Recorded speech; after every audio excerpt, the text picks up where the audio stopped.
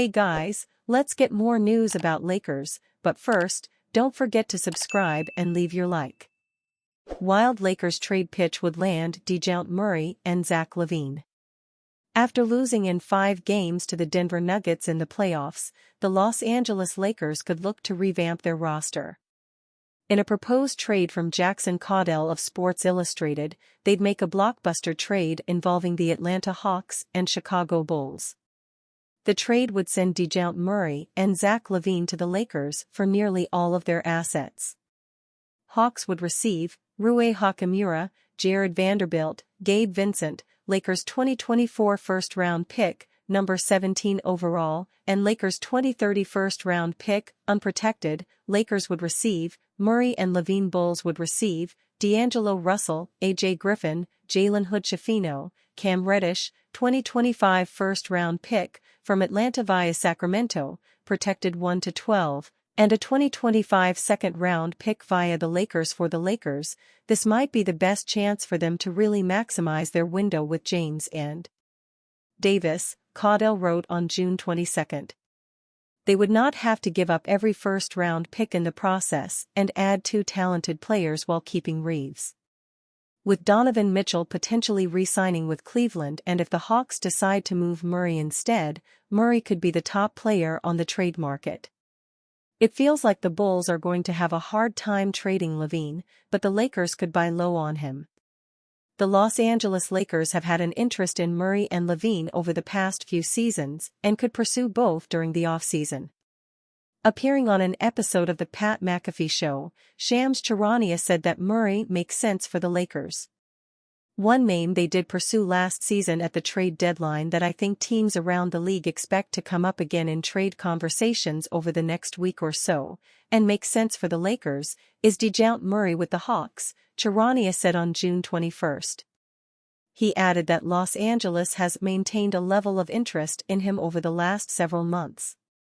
The Lakers have maintained a level of interest in DeJounte Murray over the last several months, Charania said. LaVine doesn't have the same trade value that he once had.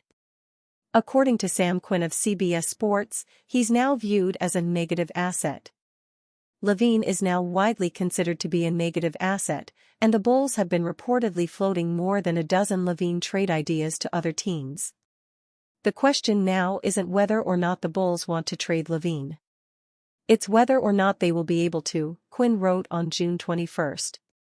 If his trade value is low, the Lakers could make a trade for him and hope that he returns to form.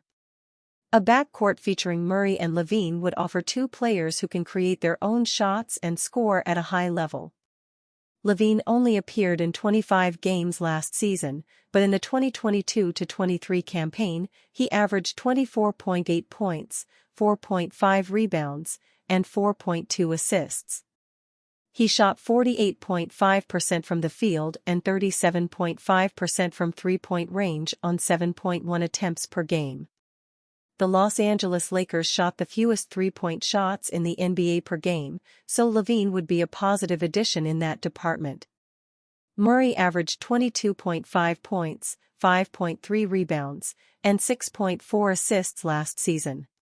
He shot 45.9% from the field and 36.3% from three-point range on 7.1 attempts per game. While his defense has taken a hit in Atlanta, Murray was the 2021-22 Steal champion and made the All-Defensive second team earlier in his career. If he could give the Lakers high-level defense similar to how he did in the earlier stages of his career, Murray could be a great fit on both ends. Lakers reportedly split on pursuing free agent with strong personality. The Los Angeles Lakers could be looking for an upgrade at the point guard spot this offseason. Veteran D'Angelo Russell has a player option for the 2024-25 season valued at $18.6 million. If he declines the option, Russell will become an unrestricted free agent. However, if Russell accepts the option, it's not guaranteed that he will still be on the team, as the Lakers could use his contract in a trade to upgrade the roster. Nevertheless, the Lakers must be ready to make 1 or 2 additions at the point guard over the next few weeks. If Los Angeles decides to go the free agency route to address the spot, there's a veteran point guard with ties to LeBron and J.J. Redick. NBA scribe Mark Stein reported Sunday that the Los Angeles Lakers and Los Angeles Clippers are expected to show interest in veteran point guard Chris Paul. Stein adds that Paul's desire to play in LA, where his family is based, is well known. However, Stein also cautions that there isn't unanimous interest in bringing Paul to the Lakers, despite his friendship with LeBron James. It doesn't come as a surprise to hear that not everybody inside the Lakers organization is not on board with a potential Paul signing. The 39-year-old point guard was a shell of himself in Golden State as he predominantly came off the bench. Paul averaged 9.2 points, 6.8 assists, and 3.9 rebounds in 26.4 minutes per game. The veteran point guard also shot 44.1% from the field and 37.1% from deep, which is bad given the limited role with the Warriors. That said, Paul is scheduled to make $30 million next season, which is a tough pill for any team to take, especially given his age and production. If Paul isn't brought out of the final year of his deal in a trade this offseason, it's tough to see the Lakers trading Russell in a multi-team deal for an aging point guard. For the Lakers to compete in this new era of the Western Conference, they need to get younger at various positions, including point guard. Blockbuster trade proposal has Lakers send Anthony Davis to rival. The Los Angeles Lakers finally have a head coach with the news that J.J. Redick has signed a 4-year contract. Redick as a coach is mostly unknown considering he's never down at the NBA or college level. If the Lakers feel like this is more a hire for the future of the team, it could be time to consider undergoing a rebuild. Fox Sports Radio host Colin Cowherd pitched a trade that sends Anthony Davis to the Oklahoma City Thunder for Jalen Williams, Cason Wallace, and 4 first-round picks. This roster is not built for J.J. Redick, Cowherd said during the June 21 episode of The Herd. What is an organization with a ton of draft capital and a bunch of good young players? The Lakers have nobody in their prime except Anthony Davis, and it's a late prime. The Lakers need shooters and wing defenders. The Lakers have a huge hole.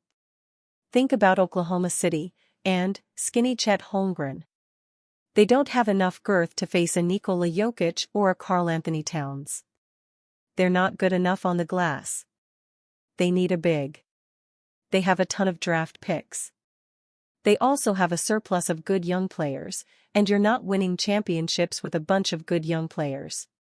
To build a roster and give J.J. Redick a chance, Anthony Davis with Chet Holmgren, Luguentz Dort, and Shai Gilgeous-Alexander is immediately, along with Boston and Denver, a favorite to win the title. That is a great team. Moving on from Davis would be a major signal to the rest of the NBA that the Lakers are rebuilding, especially with this trade. This deal would be all about the future. Williams and Wallace are both under 24 and are emerging young players. 4 first-round picks would set the team up well for the future. However, it might still be too early to give up on winning. The Lakers were in the Western Conference Finals just a year ago. Davis is playing at a very high level and only missed 6 games last season. It will be difficult for the Lakers to get adequate value for Davis. It's not easy to get generational players on a roster. Davis has had some injury issues in his career, but he's still only 31 and is one of the 75 greatest players ever. Trading him for a bunch of draft picks would be a huge risk. The Lakers would be wiser to build around Davis. LeBron James is still playing at a high level, but he's going to turn 40 during the season. Everything Los Angeles does going forward should be about what's best for Davis. The Lakers haven't proven that they can be patient and build through the draft. There's also the fact that they don't own their first-round pick next year. There's no sense in bottoming out just to have the New Orleans Pelicans use your lottery pick. If the Lakers were going to rebuild, it's more likely they would start the process next offseason. And you fan? What do you think of the situation of Anthony Davies? Leave your opinion in the comments.